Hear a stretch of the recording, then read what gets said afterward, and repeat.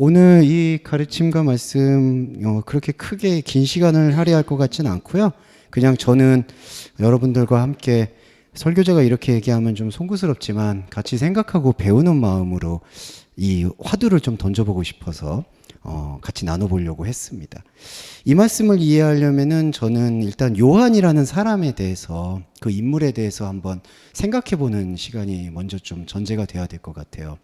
요한은 뭐 우리가 요한복음서에서 인용해보면은 사랑하는 애제자를 뭐 말하기도 한다, 그렇지도 않다 그런 설도 있지만 저는 사랑하는 제자를 요한이라고 봤다고 생각을 합니다. 그래서 예수에게 사랑받았고 예수를 누구보다 사랑하는 제자라는 그 마음이 있었고, 그리고 요한은 제가 알기로 예수님의 어머니 마리아를 잘 모셨던 분으로 알고 있어요. 예수가 떠날 때 어머니에 대한 걱정도 없지 않아 있었기 때문에 예수의 어머니 마리아를 잘 모시고 섬기고 움직였던 분, 그리고 성격이 유순하고 온유했던 분, 뭐 이런 식으로 저도 이해하고 있습니다. 그런데 이제 약간 이분의 어떤 상처에 대해서 저는 좀 주목을 하고 싶은 부분이 있는 게, 어떤 면에서 상처냐, 제가 아까 그 살아남은 자의 브레이트의 시를 인용했을 때 어떻게 보면 제일 초대 기독교의 사도들 중에서는 제일 오래 살아남은 아이러니한 그런 인물이었던 것 같아요. 일단은 이 로마 황제의 계보를 잠깐 볼게요. 요한이 바모섬으로 유배당할 당시는 네로 황제에서부터 시작해서 베스피나누스, 티투스, 그리고 제가 이 이름을 잘 기억이 안 났는데 도미티아누스 맞을 거예요. 도미티아누스 황제까지 연결되고 있었는데 상당히 야만적이고 상당히 종교적인 사회였던 걸로 알고 있습니다. 그러니까 황제 숭배를 하지 않으면은 아주 가혹한 박해가 있었던 시대였었고요. 그런 시대 속에서 바울이 순교를 하죠. 그리고 비슷한 시기에 베드로 역시도 사실 순교를 감당합니다. 그 다음에 바울의 순교 이후에 에베소 교회를 지키기 위해서 디모데가 거기에 있었고요. 그리고 디모데가 예수의 어머니 마리아를 모시는 그런 에피소드로 인해서 요한을 데리고 옵니다. 요한이 예수의 어머니를 모시고 에베소에 왔다고 할 수 있죠. 근데 에베소에서 이제 아데미 축제라고 그 당시에 지역 축제가 있었던 것 같아요. 근데 디모데가 그 지역 축제에서 예수의 하나님 되심을 증거하다가 군중들한테 돌로 맞아서 죽었다는 설이 있습니다. 군중들한테 돌을 맞았을 때 요한이 그것을 직접 목격했는지 목격했지 않았는지는 잘 모르겠어요. 하지만 그 소문을 듣고 그 당사자가 된 건 사실이죠. 왜냐하면은 그 다음에 에베소 교회를 맡아서 요한이 그 에베소 교회를 섬기기 시작했으니까요. 그런데 에베소 교회를 섬기는 와중에 도미티아누스라는 이 황제도 속된 표현으로 완전히 사이코입니다. 네로도 사이코지만 도미티아누스 황제 역시도 황제 숭배에 대해서 아주 극도로 예민한 자기의 복종 권력 의지를 가진 사람인 것 같아요. 그래서 황제 숭배를 요한한테 요구했고 요한은 황제 숭배를 거절했습니다. 그래서 알려진 바는 또 어떤 사건이 있었냐면은 바로 반모섬으로 유배되기 전에 끓는 물에 집어넣었다든지, 그리고 또 하나 제가 알기로 제 기록을 제가 메모를 좀 해놨는데 독주를 마시게 했는데 독주를 마셔도 멀쩡했고요. 그리고 끓는 물 가마 같은 곳이죠. 거기에 던져 넣었는데도 극적으로 살아남았다고 했습니다. 그래서 도미티아누스 황제가 내보낸 곳이 바로 에게 쪽에 위치해 있는 돌섬이라고도 할 수 있는 반모섬에 내보냈다라고 볼 수 있고요.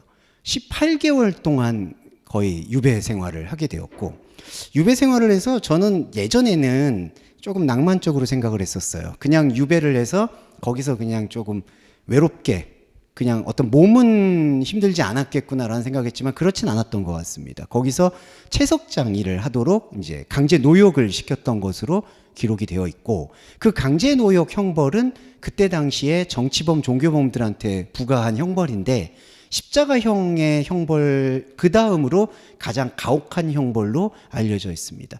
결국 반모섬에 가서 그런 채석장의 형벌을 그리고 강제 노역을 부과한 이유는 죽으라는 거겠죠.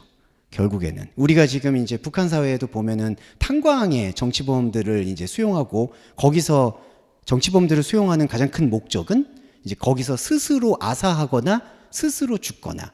근데 안타깝게도 스스로 아사하는 경우보다도 그 절망감에 스스로 머리가 터져 죽는다든지, 머리가 터진다는 그 표현은 정말 더 앞으로 나아갈 수 없다라는 절망감 때문에 죽음을 선택하는 경우가 비일비재합니다. 하지만 18개월 동안 요한은 살아남았어요. 그리고 참 신의 아이러니함이 있는 게 도미티누스 황제는 자기의 측근에 의해서 죽습니다. 그러니까 결국은 권력을 가진 사람들은 그 권력의 탐욕으로 무너진다라는 나름대로의 교훈은 있었던 것 같아요. 근데 나중에 그 측근도 미래는 좋지 않았어요. 하지만 권력의 암투 싸움에서 도미티아누스 황제가 사실은 학살당하고 암살당하고, 그 도미티아누스의 암살 이후에 작감의 튼이 벌어져서 요한이 다시 에베소로 돌아옵니다. 그리고 이제 요한복음을 이때 기록했다, 이때 기록하지 않았다, 그런 설은 이제 분명하지는 않지만 그때 기록을 하고 이후에 이제 자연사를 하였다. 이게 요한의, 제가 봤을 때 그 사도 그리스도인으로서의 하나의 표상이 되어지는 것 같아요. 지금 이후로 성 요한의 교회는 그리스 지금 지역에 머물러 있는 것으로 알고 있습니다. 근데 제가 여기서 조금 주목했던 거는, 다른 믿음의 동지들이 모두 그런 고통과 어려움의 순교를 당할 때 요한은 과연 어떤 마음과 심정 상태였을까? 그 부분에도 저는 좀 주목할 필요가 있다고 생각해요. 우리가 성경의 인물 속에서 저는 너무 낭만적으로 봤던 것은 넉넉히 그러한 순교와 어려움들을 잘 극복했을 것이다. 그래서 제가 봤던 성경 읽기는 결과에 주목했던 읽기였던 것 같아요.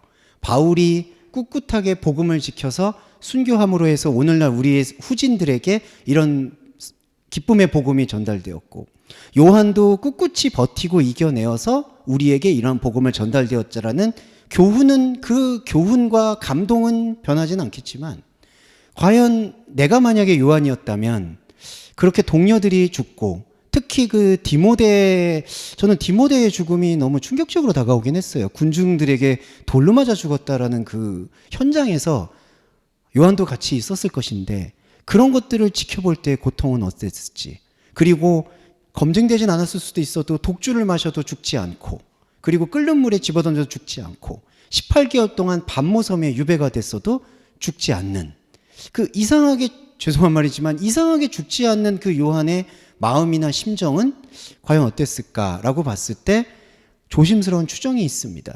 하나님이 나를 이 정도로 지켜주시는구나라는 어떠한 믿음의 강구함도 있었겠지만, 한편으로는 왜 하나님이 나를 데려가 주지 않는 것일까? 거기에 대한 의문과 고통도 있지 않았겠는가 하는 것은 저는 당연한 추정이 될 거라고 생각을 해요. 그래서 저는 요한에게 조금 더 주목하게 된 것 같습니다. 앞에서 제가 시를 좀 읽어봤는데 제가 좋아하는 시인이기도 하고요.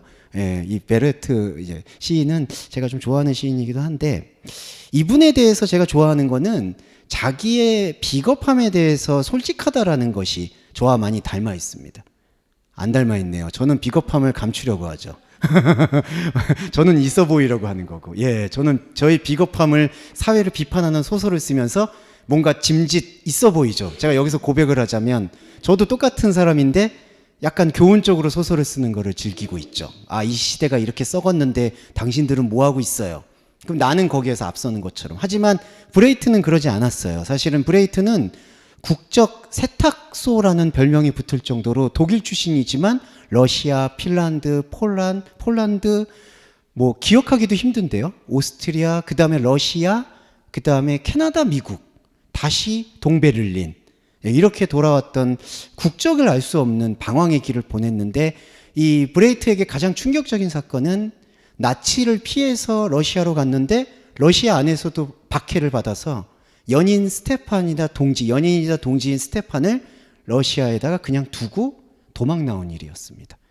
여자친구이자 사랑하는 사람이자 정치적 이념을 나눴던 스테판을, 사실은 나중에 후대의 사람들은 그렇게 해석은 하지 않지만 브레이트는 기억해요. 나는 내 여자친구, 내 연인, 내 동지를 버리고 나만 살아남았다.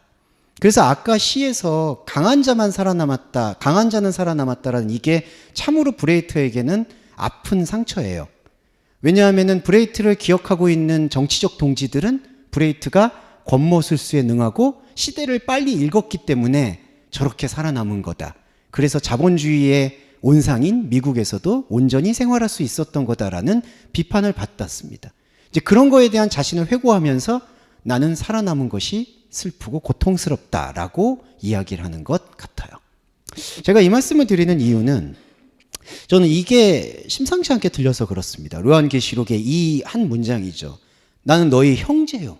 이 형제라고 밝히는 게 저한테는 참으로 뭉클하게 다가왔었어요. 왜냐하면 이 요한계시록이 집필될 수 있는 그 시기는 요한의 고령의 나이, 반모섬의 유배, 희망이라고는 찾아보기 힘든, 현상적인 희망을 찾아보기 힘들었겠죠. 하지만 자신이 예수의 증인이었고 또 혹자들은 얘기합니다. 그냥 앞으로 황제는 숭배하고 뒤로 지도자로서 성도들을 이끌면 되지 않았느냐. 하지만 여러분 아시겠지만 초대교회 때는 그럴 여지가 없습니다. 초대교회 때 기독교가 예수를 증거하는 종교가 살아남으려면은 선명성이 우선이었기 때문에 밝힐 수밖에 없었어요. 숭배를 할 수가 없었습니다. 황제 숭배를. 이제 그런 어떤 딜레마, 그것들이 뒤엉켜 있는 감정이 복합적으로 터져 나오는 저 용어가 아델프스라는 너희 형제라는 표현이 아니었을까. 나도 너희들의 형제다. 나도 살아남았지만 나는 강하지 않다. 이런 여러 가지 의미가 형제라는 단어 안에 조금 함축되어 있는 것 같아요. 그리고 이어지는 환난과 나라와 인내에 동참했던 자다. 그리고 나 역시 하나님의 말씀과 예수를 증언하였으므로 반모라는 섬에 가두어졌다라고 보았을 때 이 요한이 고백하는 이 신앙 고백이자 미래에 대한 예언, 혹독한 묵시 이런 것들을 함축하고 있을 때 저는 한편으로 이 요한의 감정과 심리에 주목하고 싶었습니다. 왜냐하면 우리도 감정을 가지고 우리도 심리에 멘탈에 변화를 겪고 있는 사람이기 때문에 그런 면에서 요한의 우울감은 심각할 수준이었을 것이다 라고 저는 생각이 들어요. 어떤 분들은 채석장에서 일을 하고 몸이 힘들기 때문에 우울할 틈이 없었다라고 얘기하지만 여러분 전 다르게 생각합니다.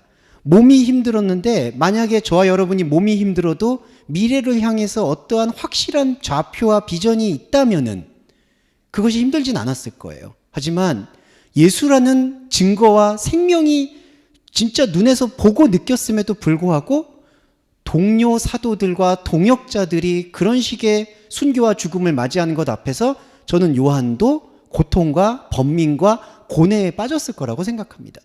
그러니까 그 번민과 고통을 끌어안고 나아갈 때는 미래에 대한 희망보다는 몸의 고통과 그리고 내가 과연 이 반모섬이라는 돌과 바다밖에 없는 곳에서 벗어날 수 있을까라는 그 불안감, 이런 모든 것들이 그를 찌르고 아프고 힘들게 했을 것이라는 거.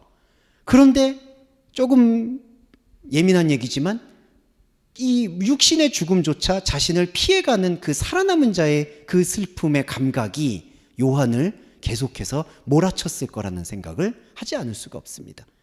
그런데 그 몰아치는 생각 속에서 그를 돌파하게 했던 힘이 무엇이었을까? 저는 그것을 조금 더 새로운 관점에서 생각하고 싶었던 것은 그러면은 요한을 지배하고 있었던 우울증을 그냥 쉽게 말씀드려서 저는 우울증이라고 말하고 싶은데요. 그 우울증을 넉넉히 예수에 대한 희망과 비전으로 극복해서 복음을 전파한 복음의 선진이었을까?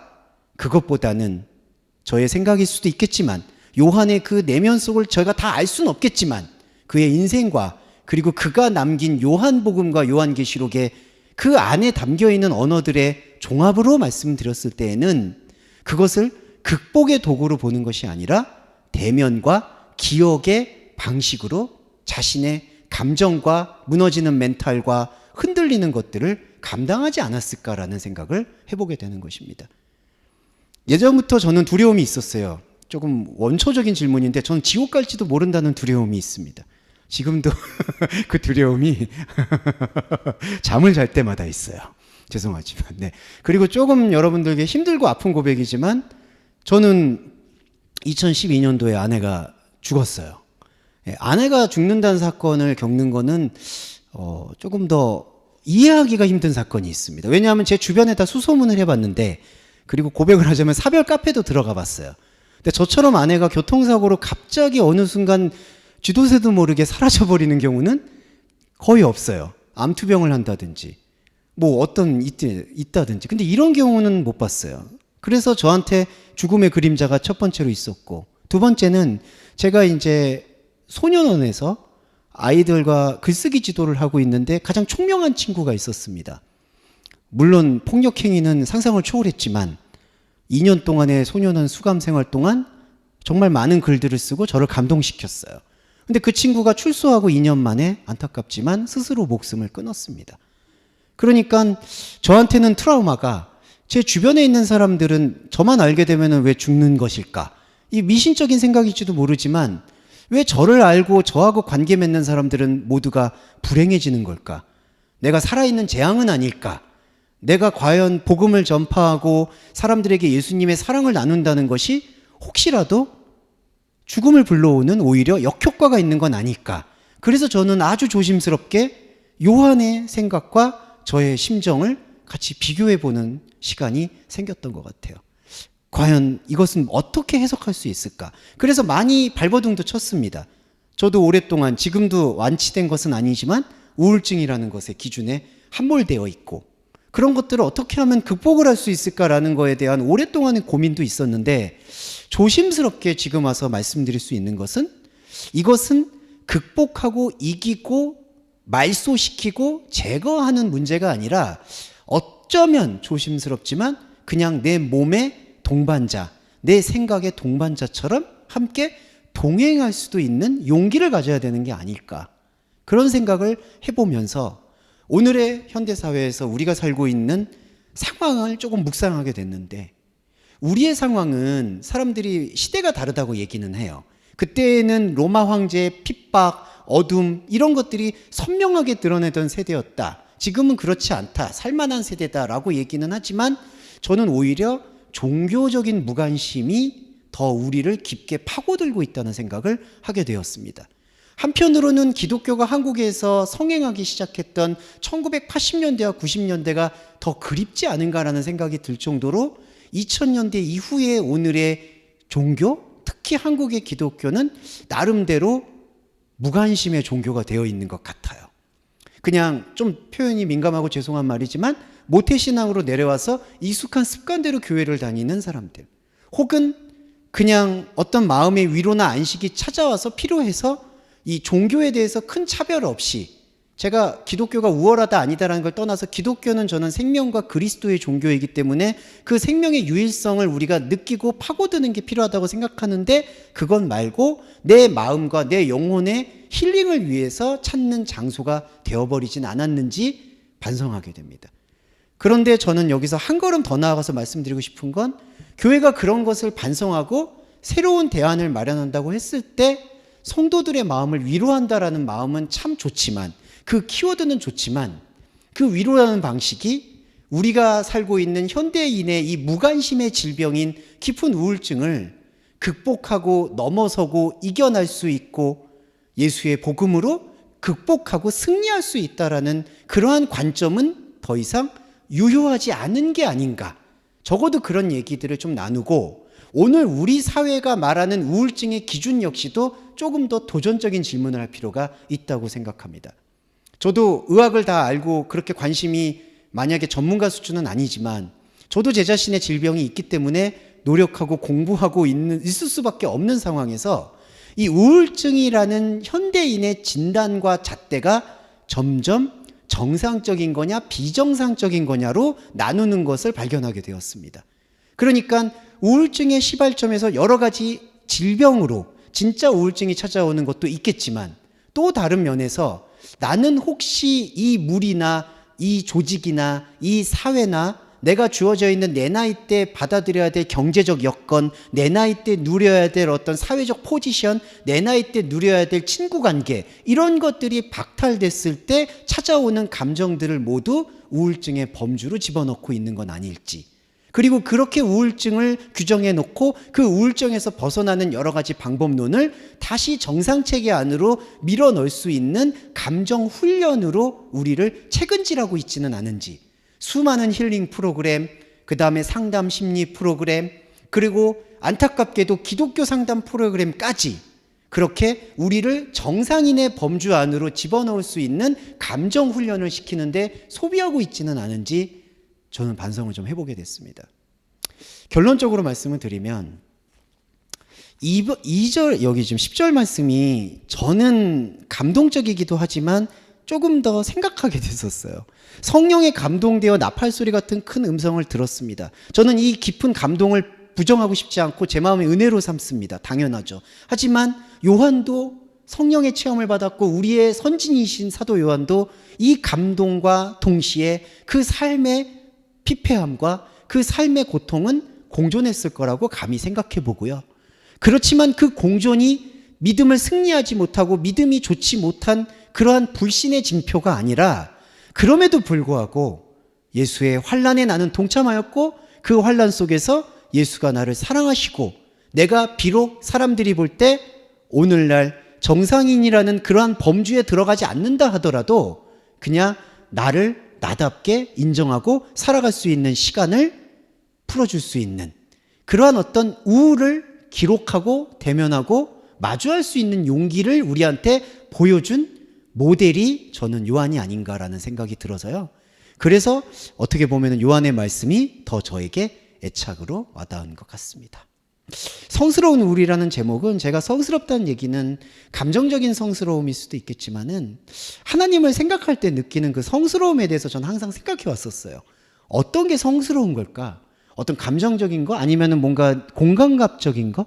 근데 더 깊이 생각해 볼 때 그 성스러움이라는 것은 그냥 내 존재의 밑바닥에서 내 존재의 밑바닥에 남아있는 아직도 풀리지 않고 앞으로도 완전히 말끔히 해소될 것 같지 않는 감정이나 고통, 그런 마음의 아픔의 파편, 이런 것들조차 하나님에게 솔직하게 오픈할 수 있는 바로 그 상태가 성스러운 상태가 아닌가, 거룩한 상태가 아닐까라는 생각을 해보게 되었고요.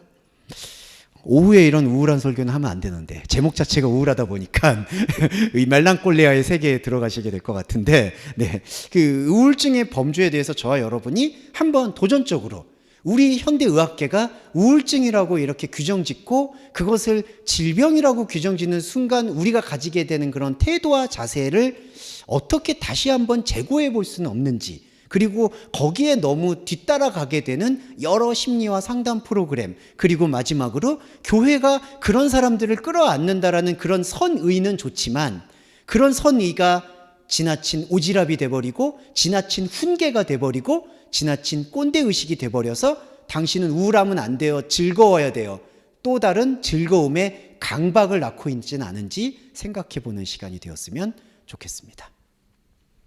이 우울에 대해서는 우울 전문가이신 우리 주연 목사님께서 마무리 발언해 주시고 기도해 주실 거라 믿어 의심치 않습니다. 아까 주 목사님이 본인하고 친한 사람, 잘 아는 사람이 불행해지더라 막 이런 얘기 하셨는데 속으로 아, 나 목사님하고 안 친하지 이렇게 생각했어요. 목사님하고 너무 친하면 안 되겠다. 제가 옛날에 그 캐나다에 있을 때 국민일보에서 저에 대해서 칼럼을 2번을 낸 적이 있는데 그게 무슨 하여튼 어떤 코너였어요. 근데 이제 그 컬럼에 나오신 분이 제 앞에 나오신 분들이 그 강영우 박사님이라고 미국에서 시각장애인인데 교수님이 되셨던 분이 있었고, 그리고 이민아 교수님이라고 그 이어령 전 총리의 그 딸이었는데 그 두 분이 다 돌아가신 거예요. 그래서 저희 목사 친구들이 주 목사 큰일 났다고, 그 컬럼에 나온 사람들 다 죽었다고 근데 2번이나 나오지 않았냐고. 그래서 아, 나는 죽었다 살아달래나 봐 그러고 말았는데 오늘 또 주 목사님이 주변에 있는 사람들이 그렇게 된다라고 얘기해서, 네, 여러분 오늘부터 주 목사님하고 좀 거리를 두시기를 들으면서 그런 생각 들었습니다. 우울증, 뭐 한국만큼 참 그 이단에 대한 것도 그렇지만 이렇게 판단하고, 아, 특히 우리나라에 제일 많은 거 ADHD 막 이러잖아요. 그래서 ADHD 판정받고 외국으로 이제 오게 되는 어린 친구들도 굉장히 많은데 캐나다에 왔을 때 그 친구들을 전혀 ADHD 뭐 이런 병명을 안 붙이는 경우가 훨씬 많아요. 원래 애라서 저래 이제 이렇게 보는데 나와 다른 것을 봤을 때 우리는 사실 아, 다르다 이렇게 얘기하지 않고 정상이 아닌데? 이상한데? 어디 아픈 거 아니야? 그래서 이제 우울증도 사실은 그런 범위에서 많이 얘기가 되고 있지 않나라는 생각도 들고요. 함께 하고 있는 형제로서의 기독교 공동체를 형제, 자매 이렇게 규정짓는데 또 그런 의미가 있겠구나라는 생각이 들었습니다. 종쌤이 언제부터 이렇게 문화적인 설교를 하셨나 이런 생각이 드는데요. 예, 그래서 오늘 또 우리에게 성스럽다라는 말과 우울하다. 또 우리하고 이제 제가 친한 걸 부인하고 싶은데 또 어떤 면에서는 친하다는 생각에 자기의 속에 있는 내용들을 다 이렇게 고백하고 함께 나눌 수 있는 그런 친구구나라는 생각도 들어서 감사하게 생각합니다. 오늘 들으신 말씀 생각하면서 나와 다름이 과연 이상하고 또 판단되어져야 되는 그런 영역들인가? 라는 생각 한번 해봤으면 좋겠고요. 또 너희의 형제요 예수의 환난과 나라와 참음에 동참하는 자다 라고 했을 때 우리가 생각하고 있는 형제, 자매 그리고 동행의 의미는 무엇인가 한번 되새겨보는 그런 마음이었으면 좋겠습니다. 기도하겠습니다. 하나님 주의 날에 내가 성령에 감동되어 라는 요한의 고백이 그 언젠가 한번 있을까 말까 한 그런 날이 아니라 오늘 바로 우리에게 나팔 소리 같은 큰 음성으로 말씀하시는 그날 그 순간임을 다시 생각합니다. 날마다 주의 날 속에 주의 날을 피해갈 수 없는 그런 삶을 살고 있음을 생각할 때 우리가 함께 마주하고 있는 대면하고 있는 동행하고 있는 형제의 모습이라는 것들을 기억할 수 있도록 우리의 마음과 눈과 또 영을 깨워 주옵소서.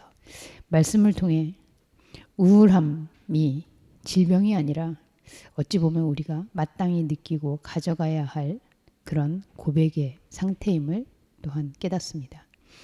형제의 공동체로 살아가는 저희들에게 말씀으로 날마다 서로 격려하고 위로하는 동지로 지속될 수 있도록 주님 은혜를 베풀어 주옵소서.